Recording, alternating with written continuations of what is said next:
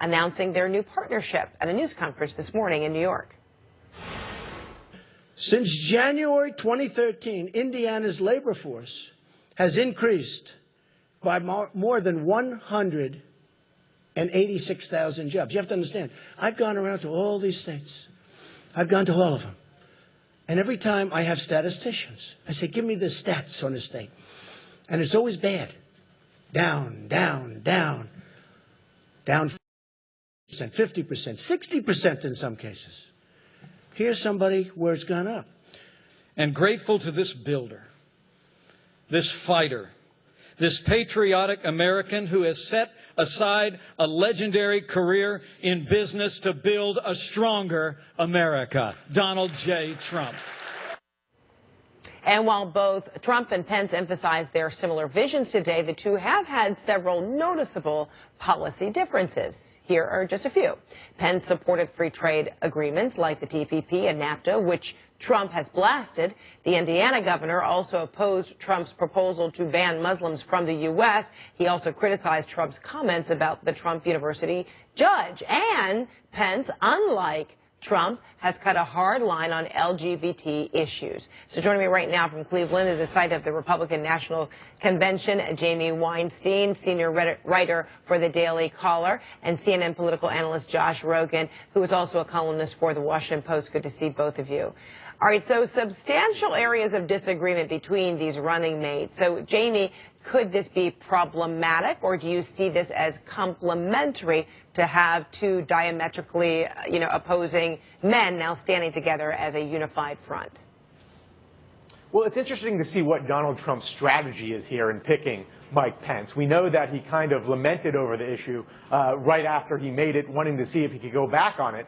But if he's using Mike Pence as a way to kind of... Although today he tried to clarify, did he not, by saying Pence was his first choice? Well, of course he would say that. I don't think he would come out and say he was my third choice, but I went with him anyways. But the reports are that he did have some, a long night of the soul trying to figure out whether he should go with Pence. But if his strategy is to take Mike Pence in order to kind of consolidate the conservative base and make sure that they rally around him going into the general election, and that might give him some free rein to move to the center on some issues that he's maybe more naturally to the center or the left on. Having Mike Pence try to keep that conservative right flank with him, it might not be a terrible strategy for Donald Trump to choose Mike Pence. So Josh, how will voters see that these two very different men would actually complement one another? Or does it say something more about Donald Trump and a willingness or an eagerness to appeal, to the establishment? Well, the idea here, and Donald Trump said this very clearly during his press conference, was to bring unity to the Republican Party. So doubling down of his strategy to shore up his base and not to sort of reach across the aisle to those new pool of voters that may be on the fence between him and Hillary Clinton. The bottom line here is that the rollout showed that they were not doing a good job of projecting the convergence of these two men. We saw that that Mike Pence tacitly endorsed a ban on bringing Muslims to the United States, which is now a suspension of immigration from countries affected by terrorism. They haven't even gotten to all of the other big ones, including trade, including that Mike Pence was a supporter of the Iraq War, including that he had an agreement on immigration that he signed that Trump doesn't agree with. So I think they really haven't gotten to the actual work of convincing voters that this is a good team that can work well together. And then, Jamie, was it kind of an odd rollout? I mean, 29 minutes or so, nearly 30 minutes of Donald Trump talking. He had very scattered messages. He didn't speak, in a kind of direct line about why, or even justifying, why the choice of Mike Pence. Instead, he kind of went all over the place and then occasionally went back to Mike Pence. Was that strange?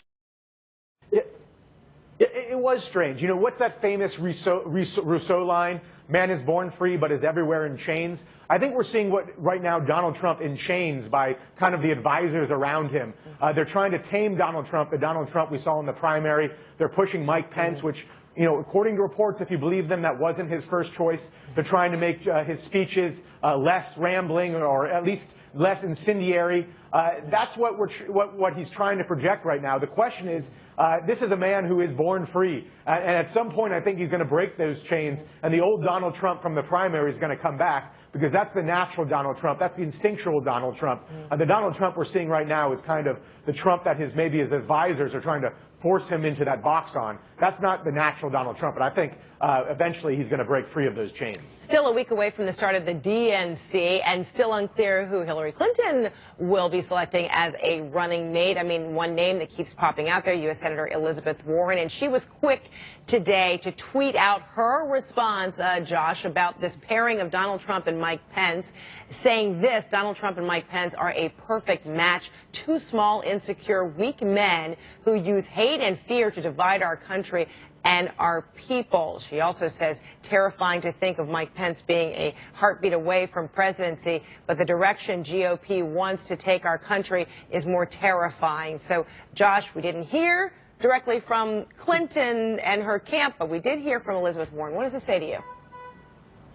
Well, it shows that Elizabeth Warren is still playing the role of attack dog, the role that a traditional vice presidential candidate or aspiring vice presidential candidate would play. But what's interesting here is that Mike Pence is not suited for the role of attack dog. This is a guy who swore off negative campaigning. He said that it has personal attacks in public life have no place in a campaign. So if you think about it, whoever Hillary Clinton chooses, that person will be going after Donald Trump and Mike Pence. Mike Pence will not be going after Hillary Clinton and her nominee. That will remain Trump's job for the foreseeable future. All right, Josh Rogan, Jamie Weinstein, thanks so much to both of you. Appreciate it.